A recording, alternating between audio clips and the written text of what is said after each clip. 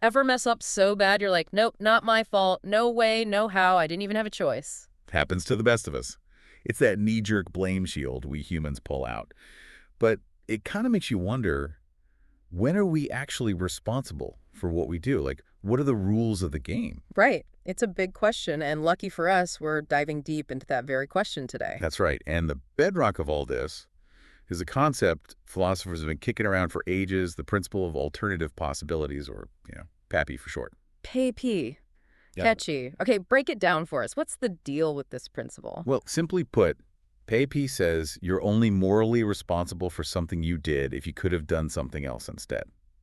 Like you had options. Sounds pretty straightforward. It does, right? Yeah. It's so intuitive that for centuries, philosophers, just disagreeing on a lot of stuff, basically took PAPI for granted when they talked about free will and all that. It was just assumed, true by default. So heavy philosophical hitters all agreed on this, but how does this highfalutin principle apply to us regular folks? Good question. That's where our trusty thought experiment comes in. The cafeteria scenario. Imagine Kurt swiping John's lunch. Okay, classic cafeteria shenanigans. Right. In a normal situation, we'd say Kurt's in the wrong. He's to blame for the sandwich theft. Absolutely. Sandwich stealing is a big no-no. Moral Code 101. Exactly. But now let's throw in a twist. What if Kurt was forced by, like, a bully to steal the lunch? Or maybe he has this neurological thing that makes him take things.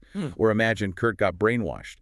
In these cases, it's not so clear-cut anymore, is it? No, it feels different. Like suddenly Kurt's not really the one making the choice. He's a puppet, and someone else is pulling the strings. Exactly. Those the ability to not steal, they've vanished. And intuitively, blaming Kurt in these situations just feels wrong. So no blame for puppet Kurt. Makes sense. But isn't there more to moral responsibility than just having other options? Like, what if Kurt thought the lunch was actually his? You're spot on. Our sources mention other factors, like knowledge, playing a role. If Kurt genuinely believes it's his lunch, we might go easier on him because he didn't know he was doing wrong.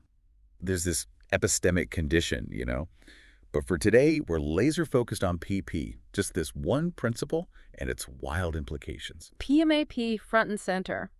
But honestly, why should our listeners even care about this philosophy stuff? Because PB gets at the heart of who we are. It's about agency, our ability to act based on reasons and causes. It even touches on what it means to be a person, the power to actually make choices. Okay, I'm sensing this is important, but why? What's the big deal if PAP is true or false? Well, think about it. If no one truly has alternatives, if every single thing we do is unavoidable, then PP says no one's ever responsible for anything. Fair. That's a pretty disturbing thought, right? And get this. Our sources point out PP has real-world consequences, especially in law. Whether a crime was voluntary, whether someone had a reasonable chance to act differently, it all comes back to this idea of alternatives. Wow, so this abstract philosophical idea has its fingerprints all over our legal system. For sure. And that's why we're here to untangle this whole PAP mess. We'll look at why it seems so right, but also the arguments that challenge it. By the end, you'll have a better grasp of all the ins and outs of this principle and its implications. All right, let's do this. First up, why does PAP feel so right? What makes it so appealing? Well, it does seem kind of obvious, and I'd be lying if I said there wasn't an intuitive pull to it. However, our sources remind us that some big names throughout history weren't convinced, like the Stoics, Augustine, even Aquinas and Hobbes had their doubts. And more recently, you've got thinkers like Frankfurt, Fisher, and Dennett raising serious questions. So it's not a slam dunk, that's for sure. So our gut feeling isn't the end-all be-all. What else supports PAP? Think about our everyday moral judgments, like those examples. Someone with kleptomania, a person with agoraphobia, a criminal whose actions are linked to a brain tumor. In these cases, where a mental condition seems to force them to act a certain way, our blame goes way down. It's like the lack of control, the feeling that they couldn't help it, changes how we judge them. Yeah, it's like there's this roadblock preventing them from making a different choice, so we can't hold them fully responsible. Exactly. Our sources also bring up manipulation, brainwashing, hypnosis, you name it. If these things wipe out a person's ability to choose, then their responsibility seems to vanish too. Like if they're basically programmed to do something, blaming them feels wrong. So no blaming the puppet if they're just following orders. Right. But there's a counterargument. What if it's not just the lack of alternatives that matters in these cases? Like maybe it's also the fact that they're missing other important moral or psychological capacities. So maybe alternatives are just a symptom of the real thing that makes us responsible, whatever that is. That's the challenge to this line of reasoning. To Hmm. really test PP, we need cases where those other capacities are present, but alternatives are absent. And Okay. guess what? We'll be getting to those philosophically engineered scenarios later. Sounds intriguing. But for now, let's keep building the case for PP, anything beyond our gut feelings and everyday judgments. Absolutely. There's a whole line of thought based on the very nature of agency, action theory. It tries to separate what we actively do from what just happens to us. And some philosophers say that to count as a genuine action, something we intentionally bring about the possibility of doing something else, is crucial.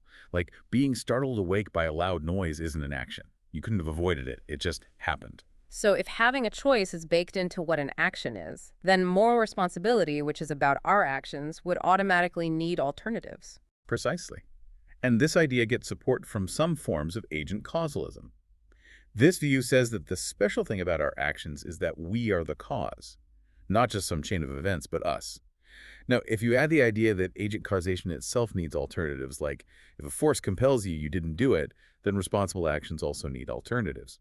Though, to be fair, not all agent causalists agree on all this. I can already imagine some tricky examples here. What about someone struggling with addiction, giving in to a craving? It seems like they're acting, even if they feel powerless. That's a good point, and our sources acknowledge that these cases, actions without clear alternatives, present a challenge. Also, if you believe in hard determinism, that every single event, including our choices, is predetermined, then this view might say no one ever truly acts freely, which is a whole other debate, and a potentially problematic one. So we've looked at arguments based on agency and the nature of reality. Now, what about arguments directly rooted in morality? Ah, yes, morality. Shifting gears from metaphysics to ethics. One argument for Pappy is about fairness. It just feels wrong to praise or blame someone for doing something unavoidable, right?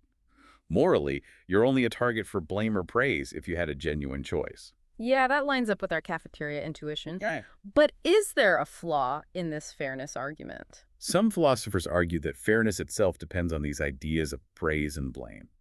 So if you're already questioning whether they need alternatives, saying it's unfair to blame without them is kind of circular. Like defining a rule by saying it's the rule because that's the rule, not very convincing. Exactly. Another argument relies on ought implies can, OIC.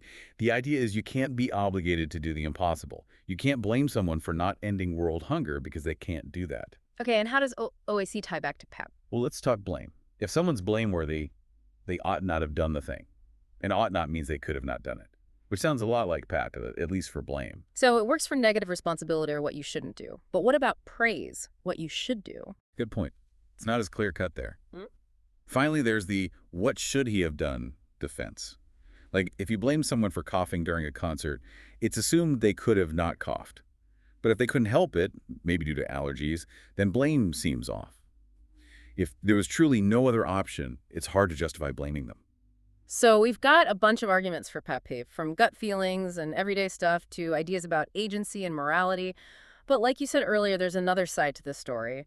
What are the arguments against pet peeve? Why do some folks think it's not the be-all, end-all? Right, let's dive into that. One big challenge is whether determinism, the idea that everything is causally set, should even affect how we blame and praise people. Pappy seems to rely on us excusing those who couldn't have done otherwise. But the counter-argument is that in our daily lives, we don't think about determinism when we thank someone for holding the door or get mad at someone who cuts us off in traffic. Yeah, we don't pause to calculate the physics of every situation before reacting. Exactly. And wouldn't it be weird if we needed scientific proof that we have free will before we could feel grateful or angry? P.F. Strawson, a big name in philosophy, argued that determinism doesn't really matter for our basic reactive attitudes. So even if determinism is true and choice is an illusion, it doesn't change how we actually treat each other. That's the idea. Now, Pia Pig defenders might say, well, in normal life, we just act like determinism isn't true. Or they might say, we assume we do have free will. But if we were truly convinced of determinism, maybe our behavior would change. There's even been research on how people assign blame when they're told to assume determinism, but the results are kind of mixed. So how our behavior relates to determinism is still up for debate. What else challenges PP? Another argument comes from cases of compelled but willing action. The Stoics had this analogy. A dog happily running behind a cart that's chained to it. The dog has to run, no choice there, but it's doing it willingly. So maybe necessity, whether it's fate or determinism, doesn't always erase responsibility if the agent is a willing participant. Like someone addicted to something, but they're okay with it, they take the substance willingly. Their desire adds a layer of complexity. Exactly. But our sources point out these examples might not be the best argument against PP. They often involve compulsions that do normally reduce responsibility. So maybe it's more about multiple factors at play, rather than a clear refutation of PP. Okay, not a knockout punch against PP. What about volitional necessity? What's that about? Here, we look at cases where someone lacks alternatives because of their strong values or conscience, yet we praise them. Think of Martin Luther supposedly saying, "Here I stand, I can do no other," driven by his convictions. We admire his stance, even though he felt he had to do it. Or imagine someone offered money to torture another person. We'd hope they'd feel they have to refuse, and we'd praise them for it. It's like their character dictates the only right action. Exactly. And it being their own values might explain why praise feels right here, unlike with external coercion. But apoptic defenders might argue that we're praising your character, not their agency. Like, they're just good, not making a real choice. So, are we praising them for choosing or just acknowledging they're virtuous? That's the question. But the more common response to volitional necessity is tracing.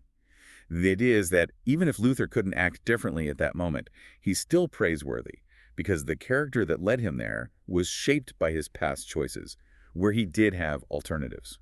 So, responsibility isn't just about the action itself, but also the history of choices that shape the person. Exactly. This gives us Papa's historical, a refined Papi. It says responsibility at a given time needs either alternatives, then, or a character built from past actions where there were alternatives. So we hold Tom responsible for punching someone while drunk because even though he was out of control then, it goes back to his choice to drink when he could have not.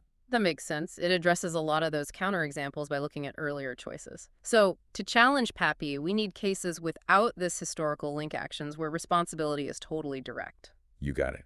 And that brings us to the big one, inevitability without causation, largely developed by Harry Frankfurt. Frankfurt's name keeps popping up. What's his argument against Pappy? He came up with these scenarios where someone's action is unavoidable, but not because they were forced. There's something else that would have made them do it anyway, even if they'd chosen differently. But this backup thing never actually comes into play. The person acts freely, but unbeknownst to them, they had no other option. Sounds like a philosophical mind game. It is. Our sources first mention things like divine foreknowledge. Like, if God knew billions of years ago that Kurt would steal John's lunch, then Kurt couldn't have done otherwise. Pip would say Kurt's not responsible. But the thing is, God knowing doesn't make Kurt steal. It's like a hidden camera. It knows what will happen but doesn't change anything.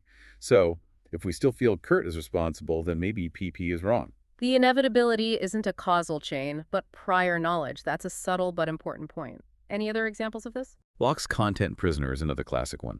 A guy is carried, while asleep, into a locked room with someone he likes. He wakes up, happy to be there, and decides to stay. He can't leave, but he wants to stay. Locke says he stays voluntarily. But the locked door makes staying inevitable. If we say he's responsible for staying, it challenges PP. But maybe we're judging different things. He's not responsible for being in the room, but for choosing to stay. That's the counterargument. We need a case where the action is both unavoidable and something we'd blame the person for. And that's where Frankfurt's own cases, Frankfurt-style cases or FSCs, come in. Ah, FSCs, the philosopher's playground. Right. Take his dormant addiction scenario. Someone takes a drug for fun, but they unknowingly have an addiction that would have kicked in and forced them to take it anyway if they hadn't done it freely. Taking the drug was inevitable, but the addiction played no role in their actual choice. Frankfurt says they're responsible, even though they couldn't have avoided it. So the backup mechanism, the addiction, ensures the outcome, but it doesn't influence the actual free choice. Right. Another famous FSC involves Black, a neurosurgeon, and Jones. Black puts a device in Jones's brain to control his vote. If Jones thinks about voting Democrat, Black will force him to vote Republican. But Jones chooses Republican on his own, so Black does nothing. Frankfurt says Jones is responsible for voting Republican even though he couldn't have voted Democrat. These scenarios are definitely messing with my brain. But the point seems to be that the lack of alternatives doesn't cause the action, yet the person still acts freely and seems responsible. So what are the criticisms of these FSCs? Oh, tons. One big one is that they're too bizarre, too far removed from real life. They often have sci-fi elements or rely on crazy coincidences. So some philosophers say they don't tell us much about responsibility in the real world. Like using a super-controlled lab experiment to explain how birds fly. Exactly. But FSC fans say, hey, not all FSCs are that crazy. Locke's prisoner and the addiction case aren't that far-fetched. And if God exists, foreknowledge is like a giant FSC happening all the time. Hmm. More importantly, they argue that even weird FSCs, if they're logically sound, show us that responsibility and alternatives might not be the same thing.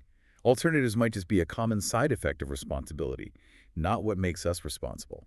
So they're saying FSCs help us pinpoint what actually matters for responsibility. Right. Another big objection is that maybe Frankfurt agents do have alternatives, just not the obvious ones. Like hidden alternatives. Kinda. It comes down to what being able to do otherwise even means. Hmm. There's a difference between general abilities, skills, and all inabilities, considering the specific circumstances. Mm. In the Black and Jones case, Jones might still have the general ability to vote Democrat.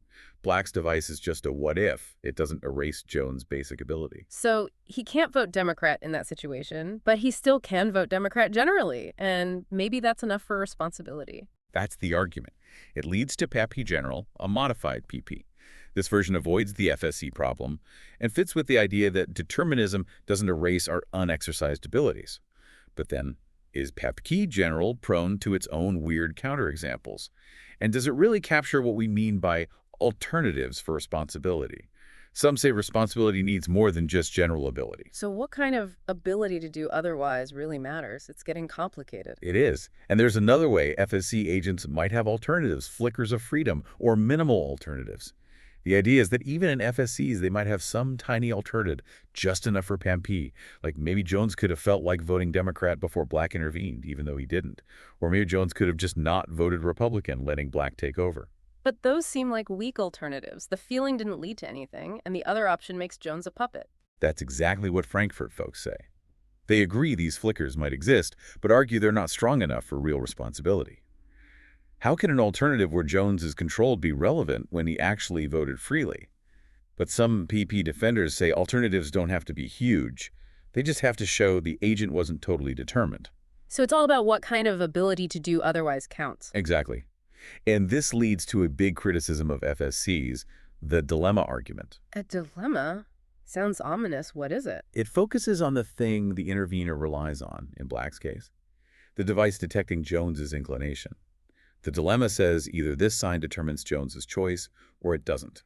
And either way, the FSC fails to disprove PP. Okay, break that down. What if the sign does determine the choice? If the sign, like some brain activity showing a Republican lean, causes Jones to vote Republican, then is he really responsible in the libertarian sense? Libertarians love PP, but they hate determinism. So if the choice is determined, the idea that Jones is responsible in the FSC becomes shaky. And what if the sign doesn't determine the choice? Then it seems Jones could have chosen differently. He could have leaned Democrat. A real alternative exists, and PP wins. So the dilemma says you can't have both an FSC where the agent is responsible and lacks alternatives. Both are needed to disprove PP. That's a big challenge to Frankfurt's whole argument. How do FSC supporters respond to this? For the first part, the determinism part, they sometimes say, fine, let's say the sign does determine the choice, and Jones isn't responsible for that specific choice. But they argue that this lack of responsibility isn't because of Black's device, which never did anything. It's because of the earlier cause, the brain activity. They're trying to isolate the effect of the missing alternative from the cause. So it's like saying Black's potential intervention is irrelevant to the real issue of what caused the choice. Exactly. For the second part, where it seems Jones could have chosen differently, some FSC fans, like Dirk Pereboom, say you could still have blocked alternatives, even with an indeterministic sign. He uses examples like his tax evasion case. A moral reason could make Joe change his mind about evading taxes, but Black would step in if that reason was strong enough. So Joe seems responsible for his choice to evade taxes, but he couldn't not choose it because Black would stop him. It's like they're making sure any possibility of a different choice gets shut down. Right. Others try to get rid of the sign altogether in blockage cases. Here, there's no sign for Black to watch. Instead, the ability to choose differently is directly blocked, like shutting down certain brain pathways. The idea is that the person seems responsible for their choice, even though they literally couldn't have chosen otherwise. But these cases often face the problem that the blockage itself might make the choice determined, undermining responsibility in a different way.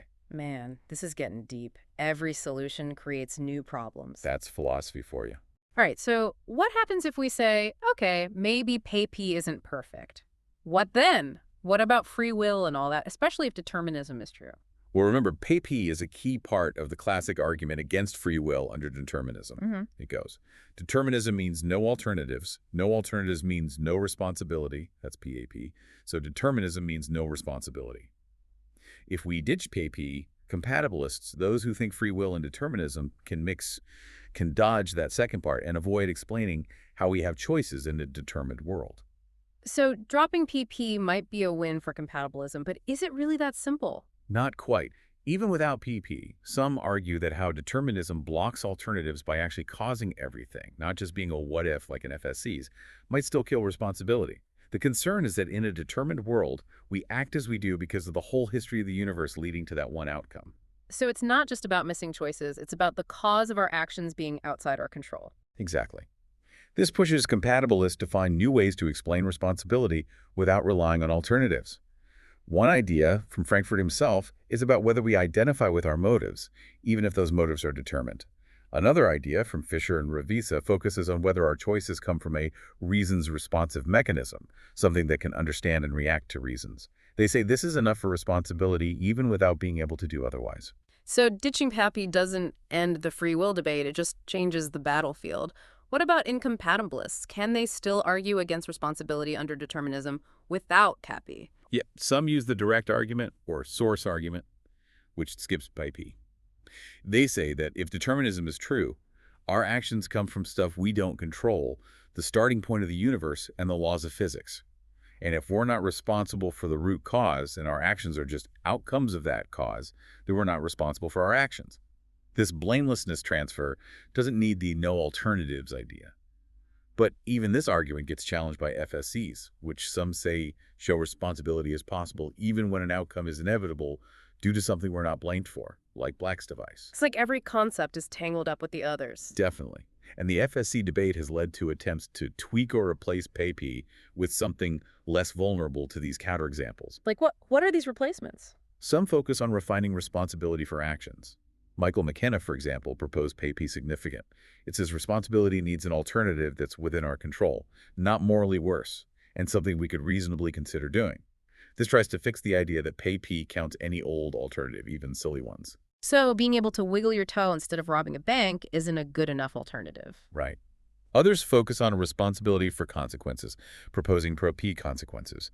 It says responsibility for a result needs the ability to have prevented that specific result. Sounds good, but it also has its own issues.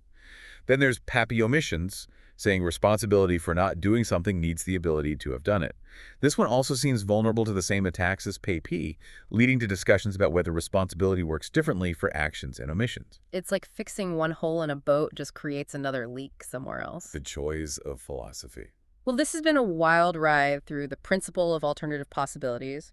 We've seen why it's appealing, the arguments for and against it, the crazy FSCs, and the attempts to fix or replace it. There's no easy answer, and the debate is far from over. What's really fascinating, and what everyone listening should take away, is how complex this could we have done otherwise question is. It affects how we view morality, freedom, and what it means to be a person making choices in the world. And with that, here's a final thought for everyone listening. Even if PPP isn't perfect, does the feeling of having choices, even if it's an illusion, matter for how we experience morality and our sense of self? And what if that feeling doesn't always match reality? It's something to think about long after this deep dive is over.